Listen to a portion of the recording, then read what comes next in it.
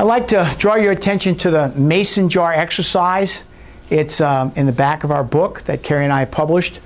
It's not something that I take credit for, but it's a powerful exercise in helping you understand how important relational needs are. And I'll give you the story. It's about a management expert who, in front of a classroom of students, puts a large jar that's made of glass so you can see through it, fills it with golf balls, and asks the students, is the jar full? And the students look, and one of them puts his hand up and says, well, yeah, I can see the jar is full. And the instructor again says, good, takes out another jar, and it has marbles in it, and dumps the marbles across the top of the jar, and as they shake down and pack, asks again, is the jar full? And again the student says, well, yeah. And now he takes sand and packs it in there, he takes water, and with each successive of smaller things that are put into the jar, asking the same question, eventually we get to the point where, is the jar full? And the students all say, yes, the jar is full. Now, he turns to the students and says, and asks them rather, if this jar reflects your life and how you can fill things in your life, can you give me some theorem, some law, some observation you've made about this? And so one student raised his hand and says, well, yeah, I think that some things are more important than others, and we think we can't put more in, but we can always fit more in. And to that, the professor says, good guess. Not quite what I want. Another student raised his hand and says, well, you always think you're overwhelmed, but you can always have more. And, you know, again, the professor says, good guess, but that's not really what I'm looking for. I'll tell you what the answer is. If the glass jar reflects your life and how you have things in it, then the big balls are important things in your life, and the small balls are less important things. And yet, what I want you to be aware of is that unless you're careful and put the important things in your life first, then you may make the mistake so many people make, which is leave one out that's important, and later when they try to put it in, it won't fit.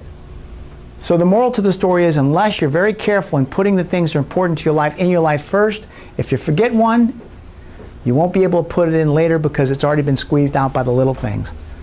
Now, I've seen a number of families apply this to themselves because, you know, they left an item out, and it was an accident. A family I work with had dated, courted, you know, worked, bought a house, and completely forgotten to include the new important item in their family, and that was the birth of their child.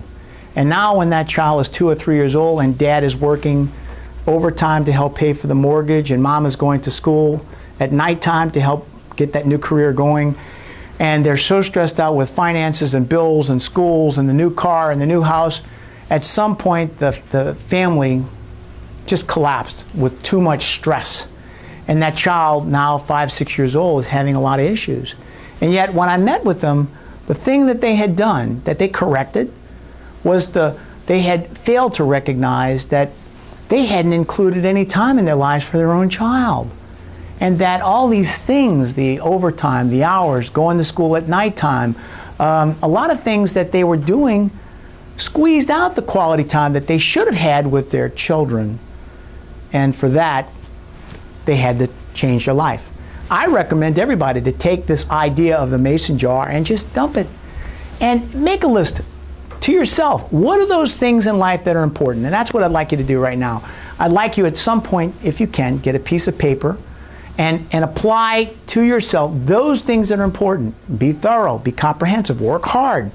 If you put on there, my wife, my son, my daughter, understand that times alone with your wife are just as important as times alone with your son or daughter, as just as important as times for us to be together.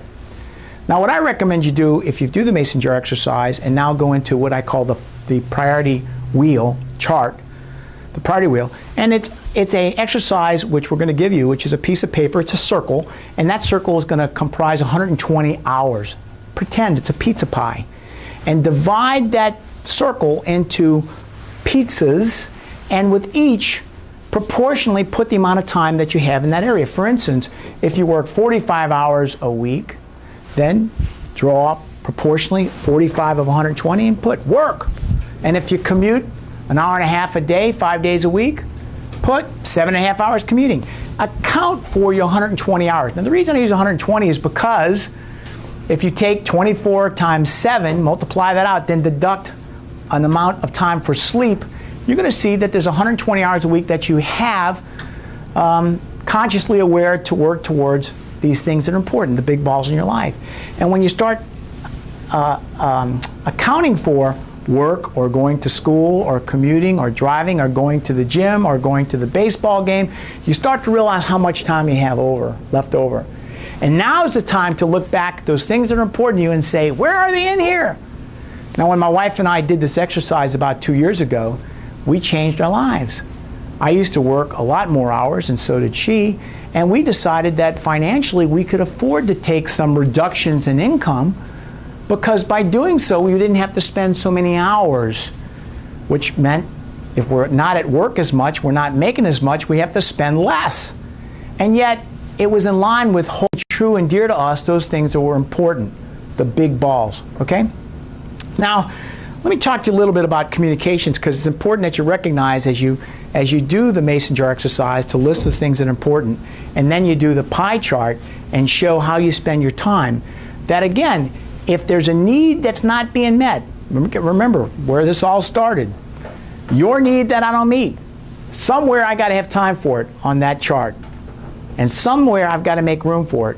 And that's why I often recommend people dump their life out in terms of the mason jar and reconstruct what's important, put it back in there, and allocate time, and then reallocate time if necessary to make sure that you meet those goals.